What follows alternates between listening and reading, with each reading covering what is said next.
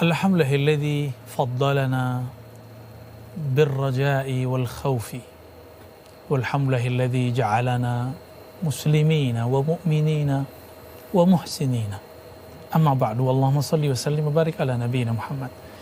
Sahabat-sahabat dimulakan Allah, baru saja kita mendengarkan 3 tahapan iradah. Lalu apa bentuk isi iradah itu? Sesuai penjelasan dari Al-Imam Al-Syarif Al-Sayyid Muhammad ibn Abdul Qadir Al-Jilani Qaddasallahu sirrah. Maka berikut ini kita akan mendengarkan kalam beliau, apa yang beliau tuliskan dari ahwal-ahwal seorang murid ilallah subhanahu wa ta'ala. Tafadhal Ustaz Faiz. Bismillahirrahmanirrahim. فإرادة الطلب من الله تعالى بموضع التمني وإرادة الحظ من الله تعالى بموضع الطمع وإرادة الله تعالى بموضع الإخلاص. Tarjim. Adapun kehendak yang berasal dari keinginan-keinginan yang awal berada pada kedudukan yang bersifat at-tamanni. Adapun kehendak yang berada pada kedudukan yang kedua berada pada level atau kedudukan at-tama yang bersifat keinginan-keinginan. Adapun kehendak yang terakhir yang merupakan kehendak paling tinggi berada pada maqam atau kedudukan ketika seorang hamba ikhlas dalam kehidupannya. Syukran, barakallahu fiik. Ya, iradatut talab. Yang pertama tadi adalah kehendak seorang hamba dengan menuntut sesuatu kepada Allah. Misalnya ada seseorang mengatakan, saya ingin haji, saya ingin umroh, tapi dia tidak pernah menabung. Ya, maka jika dia mulai menabung, itu disebut dengan tamanni. Apabila saya misalnya, saya ingin umroh, Ustaz Faiz, saya ingin umroh, maka saya kemudian mulai menabung. Ikhtiar. Ini disebut dengan tamanni. Tamanni artinya berangan-angan yang positif. Ya. Apalagi misalnya saya belum sholat misalnya, tapi kemudian saya ingin berubah. Ya Allah, aku ingin berubah. Maka saya mulai menyicil, mendengar kajian tentang sholat, mulai bergaul dengan orang yang sholat, mulai bertanya kepada orang mengenai apa pentingnya sholat. Atau saya ingin kemudian menjadi orang yang sanggup berpuasa. Sebentar lagi kita akan berpuasa. Lalu saya mengatakan, ya Allah, kerjaku keras, badanku tidak kuat. Jika aku berpuasa, maka siang hari langsung lemas. Bagaimana caranya supaya aku sanggup berpuasa? Maka sebelum berpuasa, sebelum masuk Ramadan, dia memulai dengan latihan berpuasa. Mungkin di bulan Rajab, di bulan Sya'ban dia berpuasa setengah hari, seperti anak kecil, lalu kemudian ditambah beberapa jam, sampai kemudian dia sanggup 1 hari penuh. Kenapa ada orang dapat sanggup melakukan diet untuk menjadi kurus, menjadi sehat? Kenapa tidak ada orang yang mau puasa untuk mendapatkan kesehatan rohani dengan benefit mendapatkan kesehatan jasmani? Mungkin iklan-iklan motivasi-motivasi mengenai puasa kurang kuat, kurang menarik, tidak semenarik motivasi diet ala dokter atau seperti penjelasan ahli-ahli food combining. Barangkali ini kesalahan kami, para dai, para guru, para asatiz yang tidak mampu menjelaskan, memamerkan atau mengiklankan atau memotivasi bahwa berpuasa itu lebih indah, lebih sempurna daripada sekarang diet belaka. Dalam hal ini, iradatut talab minallah, jika keinginannya yang berisi tuntutan kepada Allah, tuntutan ingin menjadi sesuatu, pengen sesuatu, maka orang disebut bertamanni. Nah, ciri-ciri dia bertamanni, berangan yang positif, dia sudah mulai menyicil untuk sanggup. Teman-teman ingin punya rumah, maka mulai menabung. Ingin menikah dengan orang yang mau kita nikahi. Ini disebut dengan tamanni. Ya.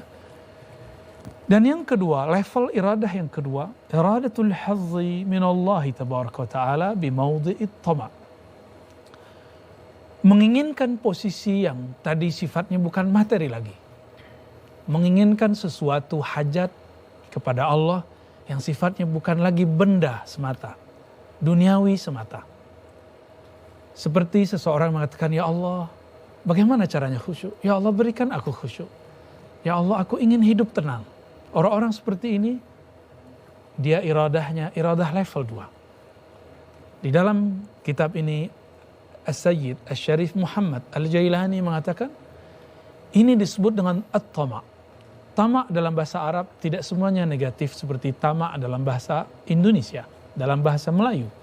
Tama' dalam bahasa Melayu, bahasa Indonesia, berarti orang yang kalau makan pengen nambah lagi, dan seperti binatang ternak, nauzubillah min dzalik.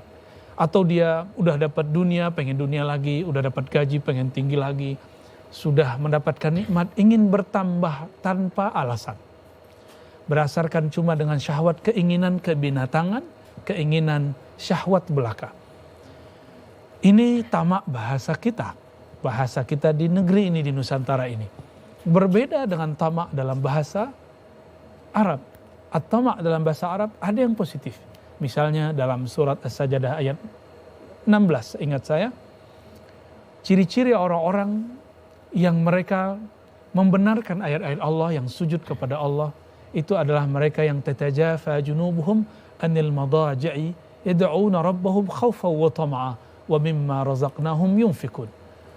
Orang-orang yang dibacakan ayat mereka sujud tersungkur kepada Allah, tatajafa junubuhum anil madaji', di malam hari lambung-lambung mereka, rusuk-rusuk mereka berjarak dari tempat tidur. Maksudnya mereka sibuk berkhalwat, bersupi,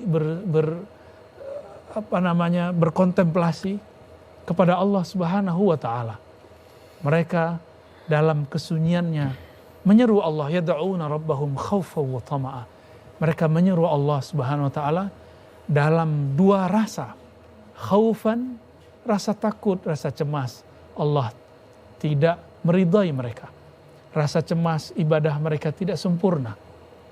Rasa takut, Allah tidak kemudian memandang kalbu mereka. Ini disebut khaufan. Dan yang kedua, wa tama'a. Tama' bukan berarti di situ keinginan yang berlebih, tapi tama'a berarti raja, harapan-harapan. Mereka penuh rasa takut dan rasa harap kepada Allah Subhanahu wa ta'ala.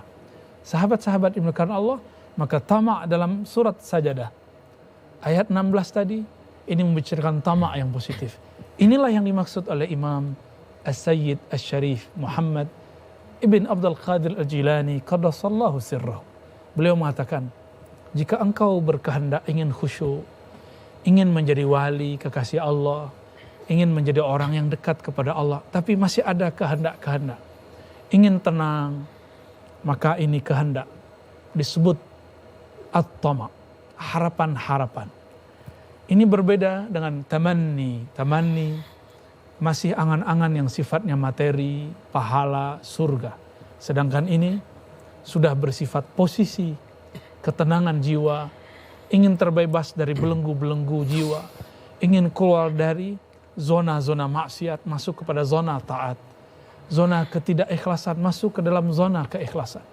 Keinginan-keinginan ini disebut dengan at-tama'. Saya menyebutkannya dalam bahasa Arab yang lain, yaitu ar-raja. Sahabat-sahabat yang bukan Allah. Dan yang ketiga, wa iradatullahi ta'ala.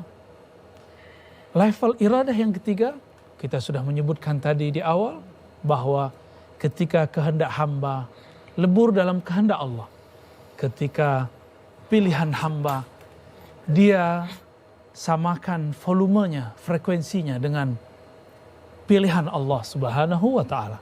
Nah, apa nama kehendaknya? Di saat dia meleburkan kehendaknya dalam kehendak Allah, ini disebut dengan al-ikhlas. Kita sering menyebut ikhlas dalam bahasa lokal, bahasa kita. Contohnya Ustadz Faiz mengatakan, gue ikhlas loh, saya ikhlas loh. Tapi bukan itu yang maksud ikhlas dalam bahasa Arab. Mentraktir, memberi, ikhlas. Ikhlas itu tidak perlu kata-kata. Ikhlas itu sahabat-sahabat yang dimuliakan Allah, inilah ajaran tertua yang diberikan Allah kepada semua para nabi dan semua umat. Wa ma umiru illa liya'budullaha mukhlishina lahuddin. Tidaklah mereka diperintahkan kecuali hanya untuk ikhlas dalam menyembah Allah. Mukhlis. Apa makna ikhlas secara harfiah? Dari kata akhlasa yukhlisu, bermakna melepaskan sisi nafsiyahmu, melepaskan kehendak-kehendakmu, meleburkan ambisi-ambisimu, menghancurkan semua pilihan-pilihanmu. Lalu apa yang dilakukan? Menghabiskan harapan kita dalam harapan Allah. Yang kita minta adalah yang Allah tuntut. Inilah yang dikatakan Munattailah Sekandari, yang diajarkan oleh Imam Abul Hasan Asy-Syadzili. Jika engkau meminta, mintalah apa yang Allah tuntut. Apa yang Allah tuntut dari kita? Allah menuntut kita untuk menjadi hambanya. Allah menuntut kita untuk ikhlas kepadanya. Allah menuntut kita untuk beribadah kepadanya. Maka jika kita meminta, mintalah untuk menjadi hambanya. Jangan minta kaya, tapi mintalah, ya Allah, berikanlah aku kekayaan yang menjadikan aku tulus bersedekah, berbagi harta. Jangan sekedar minta sehat badan, panjang umur, tapi katakan, ya Allah, berilah kami kesehatan badan, panjang umur dalam taat kepadamu. Jangan hanya meminta harta, meminta waktu yang panjang, tapi mintalah waktu itu kita gunakan untuk mengingat Allah Subhanahu wa ta'ala. Inilah doa yang dicontohkan Nabi. Nabi berdoa bukan Allah ma'tini malan, tapi Nabi berdoa, a'inni ala zikrika wa syukrika. Ya Allah, bantu aku berzikir dan bersyukur. Orang bersyukur karena ada pemberian. Orang bersyukur karena diberi. Maka mintalah syukurnya, maka pemberian akan diberikan kepadamu. Harta akan diberikan kepadamu. Jangan minta masyhur, populer, viral. Tapi mintalah menjadi da'i ilallah, orang yang menyeru kepada Allah. Karena orang yang menyeru kepada Allah, Allah akan masyhurkan dia dalam kemasyhuran namanya. Bukan dalam kemasyhuran ego diri kita sendiri. Sahabat-sahabat yang dimuliakan Allah, maka al-ikhlas adalah meleburkan obsesi diri kita dalam kehendak posesi Allah. Jangan lagi ada kehendakku dalam kehendak Allah. Jangan lagi ada keinginanku dalam keinginan Allah. Mari kita leburkan kehendak kita dalam kehendak Allah Subhanahu wa ta'ala. Inilah yang disebut iradatullah bimaudhi'il ikhlas. Inilah ikhlas yang sebenarnya, bukan ikhlas yang dikatakan, bukan ikhlas dengan gaya-gayaan, bukan ikhlas yang dipaksakan. Ikhlas itu adalah ketulusan total. Ikhraj ma siwallah min qalbik, mengeluarkan selain Allah dari dalam dirimu. Semoga Allah memberikan kita keikhlasan ini. Wassallallahu ala nabiyyina Muhammad. Allahumma salli wa sallim wa barik alaihi wa ala alihi. Sallallahu ala Muhammad. Sallallahu alaihi wasallam. Sallallahu ala Muhammad. Sallallahu alaihi wasallam. Allahumma salli wa sallim wa barik alaihi.